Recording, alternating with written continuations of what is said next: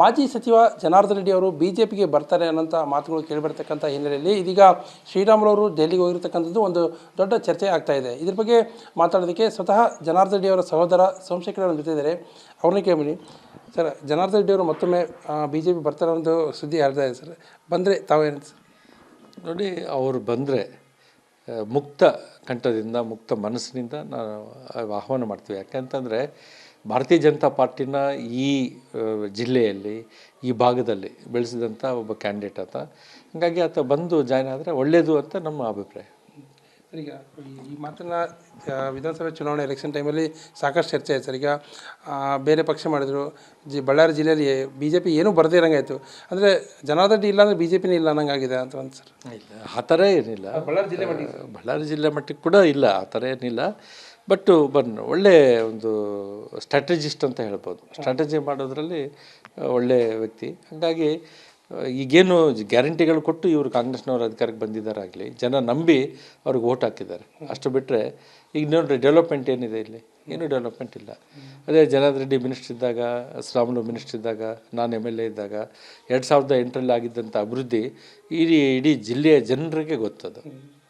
ಈಗ ಒಂದು ಸಿನಿಮಾ ರಂಗದಲ್ಲಿ ಅಂಬರೀಷು, ವಿಷ್ಣುವರ್ಧನು, ಬಳ್ಳಾರಿ ಮಟ್ಟಿಗೆ ಜನಾರ್ದನ್ ರೆಡ್ಡಿ, ಶ್ರೀರಾಮುಲು ಅಂತೇಳಿ ಒಂದು ಜಗಜ್ಜಾಹೀರಾಯಿತು. ಒಂದು 20 ವರ್ಷದಿಂದ ಗೆಳೆತನಕ್ಕೆ ಇವ್ರ ಹೆಸರು ಮಾದಂತೆ.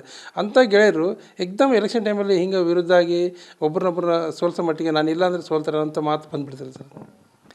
ಹಂಗೇನಿಲ್ಲ, ಇಲ್ಲ ಅಂತೇಳಿ ಸೋಲ್ತಾರೆ ಅನ್ನೋದೇನಿಲ್ಲ. ಅದೊಂದು ವೇವ್ ಅಷ್ಟೇ. ಕಾಂಗ್ರೆಸ್ ಗ್ಯಾರಂಟಿ ಕಾರ್ಡ್ ವೇವ್ ಏನಿದೆ ಅದರಲ್ಲಿ ಎಲ್ಲರೂ ಇದಾಗಿದ್ದೀವಿ. ಈಗ ಜನಕ್ಕೆ ಗೊತ್ತಾಗ್ತಾ ಇದೆ ಅವ್ರು ಏನು ಮಾಡ್ತಾಯಿದ್ದಾರೆ ಏನು ಅಂತೇಳಿ. ಹಾಗಾಗಿ ಮುಂದೆ ಈಗ MP ಎಲೆಕ್ಷನಲ್ಲಿ ಶ್ರೀರಾಮುಲು ಒಳ್ಳೆ ಮೆಜಾರಿಟಿಯಲ್ಲಿ ಗೆಲ್ತಾರೆ. ಜನಾರ್ದನ್ ರೆಡ್ಡಿ ಸ್ವತಃ ಮಾತಾಡಿದೆ ಸರ್. ನನ್ನ ಜೊತೆಗಿದ್ದವರು ಯಾರೂ ನನಗೆ ಸಪೋರ್ಟ್ ಮಾಡಿಲ್ಲ. ಇವತ್ತು ನಾನು ವಿಧಾನಸೌಧಕ್ಕೆ ಬಂದಿದ್ದೀನಿ, ಉಳಿದವರೆಲ್ಲರೂ ಮನೇಲಿ ಉಳ್ಕೊಂಡ್ರು ನಂಗೆ ಮಾತಾಡಿ ಸರ್. ಮನೇಲಿ ಉಳ್ಕೊಂಡ್ರೆ ಅಂತಂದರೆ ನಿನ್ನ ಲೆವೆಲ್ಗೆ ನೀನು MLA ಆಗಬಾರ್ದು. ರಿಯಲ್ ಆಗಿ ಹೇಳಬೇಕು ಅಂತಂದರೆ MLAಗಳನ್ನ ಮಾಡಿದವ್ರು ನೀನೇ, MLAಗಳನ್ನ ಸೋಲಿಸೋರು ನೀನೇ. ನೀನು MLA ಆಗಿ ಹೋಗಿದ್ರೆ ಅಲ್ಲಿ ಲಾಸ್ಟಲ್ಲಿ ಕೂತ್ಕೊಂಡು ನಿನಗೆ ಅದು ಗೌರವನ? ಒಬ್ಬ ಮಂತ್ರಿಯಾಗಿ ಮುಂದೆ ಕೂತ್ಕೊಂಡಿದ್ದವನು ಈಗ ಲಾಸ್ಟಲ್ಲಿ ಕೂತ್ಕೊಂಡು MLA ಆಗಿ ಎದ್ದು ಮಾತಾಡ್ತೀವಿ. ಒಬ್ಬ ಚಿಕ್ಕ ಅವನು ಏಜ್ ಕೂಡ ಅಲ್ಲ ಅಂತ ಅವನ ಜೊತೆಗೆ ಮಾತಾಡ್ಸ್ಕೊಂತೀವಿ ಅಂತಂದರೆ ನಮಗೆ ಕೂಡ ಎಷ್ಟು ಬೇಜಾರಾಗುತ್ತೆ. 2008ರಲ್ಲಿ ಒಂದು ದೊಡ್ಡ ಶಕ್ತಿ ಸರ್. ಜನಾರ್ದನ್ ರೆಡ್ಡಿ, ಸೋಮಶೇಖರ್ ರೆಡ್ಡಿ ಅವರು, ಶ್ರೀರಾಮುಲು ಎಲ್ಲರೂ ಸೇರಿ ಅಖಂಡ ಜಿಲ್ಲೆಯ 9 ಕ್ಷೇತ್ರ ಪೈಕಿ 8ರಲ್ಲಿ ಗೆದ್ರಿ. ಹರಪನಹಳ್ಳಿ ಸೇರಿದಂತೆ 9 ಕ್ಷೇತ್ರದಲ್ಲಿ ಗೆದ್ರಿ.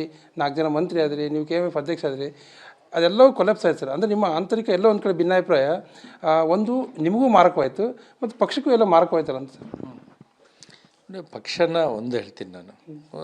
ಶ್ರೀರಾಮುಲು ಒಬ್ಬ ನಾಯಕ, ಒಳ್ಳೆಯ ನಾಯಕ. ನಾಯಕತ್ವದಲ್ಲಿ ಎಲ್ಲರೂ ಚೆನ್ನಾಗಿದ್ದೀವಿ, ಎಲ್ಲರೂ ಇದಾಯಿತು, ಒಗ್ಗಟ್ಟಿಂದ ಇದ್ದೀವಿ. ಬೇರೆ ಪಕ್ಷ ಮಾಡೋ ಅವಶ್ಯಕತೆ ಇದ್ದಿಲ್ಲ. ಬೇರೆ ಪಕ್ಷ ಮಾಡಿ ಇಂಥ ಒಂದು ನ್ಯಾಷನಲ್ ಪಾರ್ಟಿನ ಬಿಟ್ಟು ಬರ್ರಿ ಅಂತಂದರೆ ನಾವು ಬರಲಿಕ್ಕೆ ಆಗಲ್ಲ ಅಂತ ಹೇಳಿದ್ವಿ. ಹಂಗಾಗಿ ಇದೇ ಪಕ್ಷದಲ್ಲೇ ನಾವು ಬೆಳಿಬೇಕಾಯಿತು, ಇನ್ನು ಮುಂದಕ್ಕೆ ಹೋಗ್ಬೇಕಾಯಿತು ಅಂತ. ಅದನ್ನು ನಾವು ಈ ಪಕ್ಷದಲ್ಲಿ ಸೇರಿಸ್ಕೊಂಡಿಲ್ಲ ಅಂತೇಳಿ ಬೇರೆ ಪಕ್ಷ ಮಾಡ್ತೀವಿ ಅಂತಂದರೆ ಅದು ತಪ್ಪಾಗುತ್ತೆ.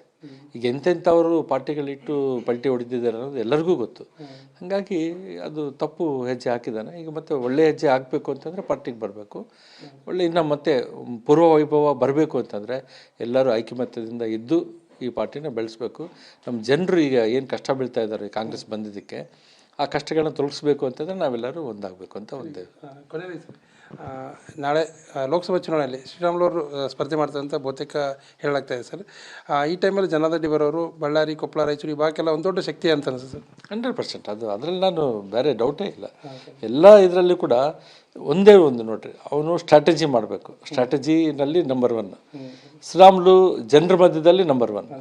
ಹಾಗಾಗಿ ಆ ಇಬ್ಬರು ಒಂದು ಕಾಂಬಿನೇಷನ್ನಲ್ಲಿ ಒಳ್ಳೆ ಮೆಜಾರಿಟಿಯಲ್ಲಿ ಗೆಲ್ತಾನೆ ಶ್ರೀರಾಮುಲು.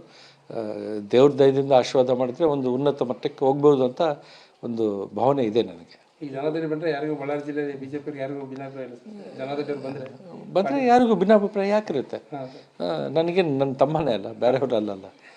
ಹಂಗಾಗಿ ಇದು ಮಾಜಿ ಶಾಸಕ ಸೋಮಶೇಖರ್ ರೆಡ್ಡಿ ಮತ್ತು ಜನಾರ್ದನ್ ರೆಡ್ಡಿ ಸಹೋದರ ಹೇಳ್ತಕ್ಕಂಥ ಒಂದು ಮಾತು ಏನಂತಂದರೆ, ಜನಾರ್ದನ್ ರೆಡ್ಡಿ BJPಗೆ ಬಂದರೆ ದೊಡ್ಡ ಶಕ್ತಿ ಆಗುತ್ತೆ. ಹೀಗಾಗಿ ಅವರು ಬರೋದು ನಮಗೆ ಯಾವುದೇ ಭಿನ್ನಾಭಿಪ್ರಾಯ ಇಲ್ಲ, ಸ್ವಾಗತವನ್ನು ಮಾಡ್ತೇವೆ. ಯಾವುದೋ ಒಂದು ಕೆಟ್ಟ ಗಳಿಗೆಯಲ್ಲಿ ಒಂದು ಪಕ್ಷ ಮಾಡಿದ್ರು, ಬೇರೆ ಬೇರೆ ಬೆಳವಣಿಗೆ ಆಯಿತು. ಆದರೆ ಇದೀಗ ಅವ್ರು BJPಗೆ ಬಂದರೆ ಲೋಕಸಭೆಯಲ್ಲಿ ಅತಿ ಹೆಚ್ಚು ಸೀಟನ್ನು ಗೆಲ್ತೇವೆ ಅನ್ನೋಂಥ ವಿಶ್ವಾಸವನ್ನು ಅವರಲ್ಲಿ ವ್ಯಕ್ತಪಡಿಸ್ತಾ ಇದ್ದಾರೆ.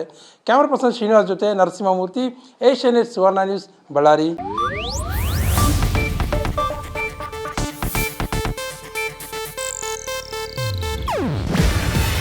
ಇದು ಏಷ್ಯಾನೆಟ್ ನ್ಯೂಸ್ ನೆಟ್ವರ್ಕ್ ಪ್ರಸ್ತುತಿ. ನೀವು ನೋಡ್ತಿದ್ದೀರಾ ಏಷ್ಯಾನೆಟ್ ಸುವರ್ಣ ನ್ಯೂಸ್.